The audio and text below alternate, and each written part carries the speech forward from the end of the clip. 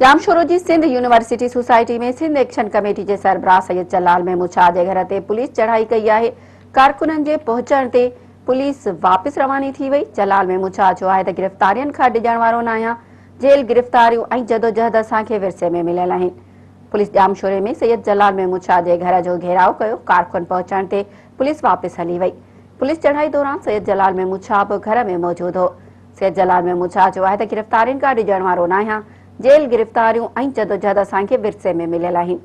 जलाल महमूद शाह जो है असांजी मोहब्बत जो मरकज़ सिंध है। सिंध के हक़ की जदोजहद लाइ हर कुर्बानी ॾियण लाइ तैयार आहियूं। कारकुन हर वक्त पुरअमन जदोजहद लाइ तैयार आहिनि। जलाल महमूद शाह जो सिंध हुकूमत क़ौमी कारकुनन खिलाफ अणएलानियल ऑपरेशन शुरू करे छॾियो आहे।